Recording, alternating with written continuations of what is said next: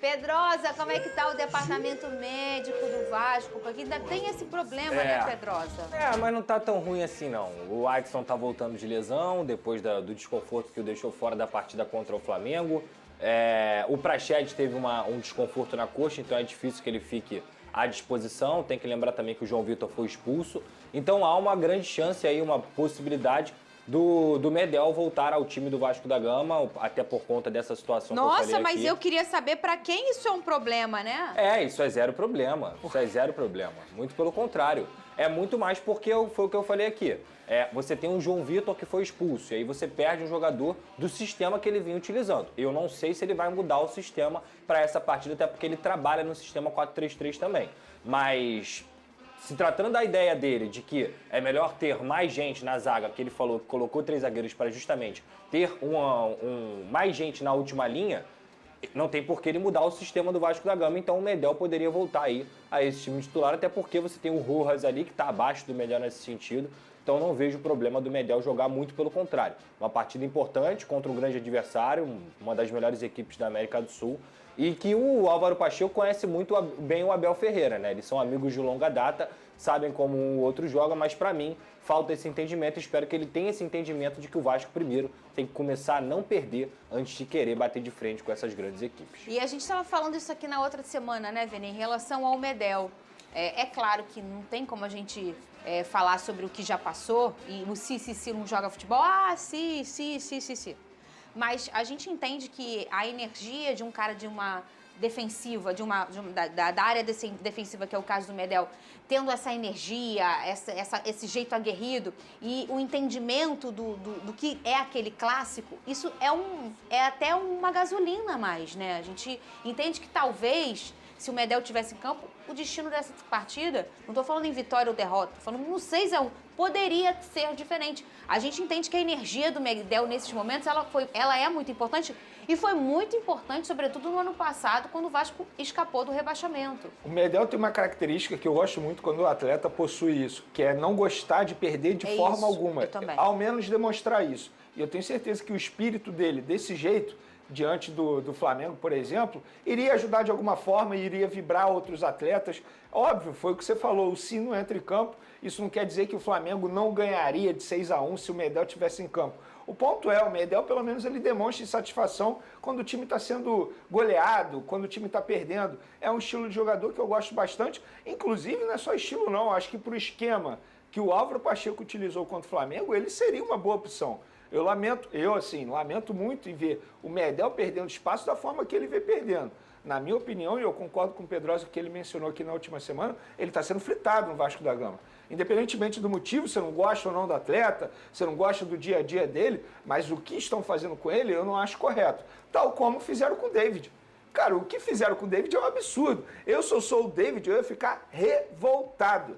Eu estou exercendo bem minha função, sendo um destaque do setor ofensivo e fico fora de um clássico diante do Flamengo sem nenhum motivo, sem nem me explicarem por quê. Se eu fosse o David, eu ia ficar revoltado. Então, acho que o Vasco, internamente, poderia rever esse tipo de situação em relação ao David e também ao Medel. E tem outros 2 pontos, Vene. Primeiro, o Maicon tá jogando bola? Não. O Léo tá jogando bola? Não. O João Vitor tá expulso? Então, assim, você tem vários e vários motivos para você fazer uma troca no sistema defensivo. É a mesma coisa o Ryan no lado direito. O Adson vai voltar. Tomara que o Adson volte como titular, porque o Ryan claramente não tem ainda condições para aguentar ser titular do Vasco da Gama. E tá tudo bem, porque ele tem 17 anos, isso é uma transição normal, beleza. Só que em vez de você apostar, por exemplo, no Ryan de 17 anos, por que não apostou-se no David, que é um jogador que tem calibre de futebol brasileiro no sentido da bagagem? São Paulo, Internacional, Cruzeiro, Vasco da Gama, entre tantos outros que ele já defendeu como Internacional. É um cara que conhece de futebol brasileiro, que não sente jogo. É muito importante. Às vezes o cara não é tão bom, às vezes o cara não tem tanta qualidade, mas quando ele não sente jogo, ele consegue desempenhar a função dele. E era o que estava acontecendo com o David. Então, assim, essas 2 mexidas no lugar do Ryan e na parte defensiva são coisas que o Vasco precisa. Não é a minha preferência do Vene. O Vasco precisa de mudanças. Quando você não tem o Adson e nem assim você coloca o David, não. Gente, isso é assustador. Não, e sabe o que eu fico mais preocupada? Eu fico preocupada com o menino. E aí, o dia que eu concordei com tudo em relação às cobranças que fizeram com os jogadores em relação ao Vasco, você sabe, o que me tocou muito foi em relação ao menino Ryan. Por quê? Porque ele é um menino e, às vezes, uma promoção mal feita no horário errado, ela acaba com a carreira do menino para sempre. Ele começa a ter o entendimento do profissional repleto de medos, de inseguranças, e o medo congela no futebol. Sim. O jogador de futebol que joga futebol com medo, ele congela, ele não joga, ele não desempenha. Então eu fiquei muito preocupada com o próprio Rayan. Que ele tem um garoto que nunca fez uma baliza num carro. Ele não tem 18 anos, ele é um menino. Naturalmente, claramente, ele não está pronto para esse momento de panela de pressão de Vasco da Gama. Guarda o menino no potinho, espera o menino amadurecer mais para ele saber o momento certo. E aí é o que eu falo, o Flamengo não tem mais essa pressa, por exemplo, de menino. Sim. E quando teve com o Wesley, talvez fez algum processo errado. E aí você atrapalha o menino. Eu acho que com o Wesley aconteceu exatamente isso. Você atrapalha o menino, você acaba atrapalhando a carreira dele, porque você fez uma promoção. Tem um que eu acho ele com uma qualidade imensa, mas ele tem um atrito muito grande. Ele não, a torcida com ele, alguma parte da torcida. O Matheus Nascimento no Botafogo. Sim. Um menino que foi promovido para o profissional em 2020, no meio de uma pandemia, com o pior Botafogo de todos os tempos, e ele tinha 16 anos. Tava na hora? Não tava. Não tava. Então é isso aí, torcedor vascaíno. Será que tá na hora aí, né, do Vasco usar mais experiências de jogadores mais experientes aí, né? Como o Medel, voltar a ser titular na zaga do Vasco da Gama, né? Para poder aí até usar ali a cadência, um pouco mais de força, né? E de domínio dentro de campo, ser um jogador que se expressa melhor junto com os seus companheiros de elenco, né? Um jogador que tem ali o poder de comandar, né, a equipe. E o Medel, sabemos a liderança que ele tem dentro de campo, né, a vontade de vencer, a garra. E eu acho aí que seria importante a volta do Medel ao time titular. Quero que você deixe a sua opinião aí sobre o Medel, né? Porque nos últimos tempos aí, quando estava ainda o técnico Ramon Dias, foram faladas algumas coisas sobre ele, né? Até que acabou sendo afastado aí do elenco, né, do time principal, e agora pode estar precisando aí voltar ao time titular, né, para poder dar um apoio aí moral aos jogadores, né, usar ali da sua experiência, do seu comando dentro de campo para fazer uma defesa do Vasco forte. Eu quero saber a sua opinião também, torcedor, sobre aí, né, o menino Rayan, né, um garoto jovem da base.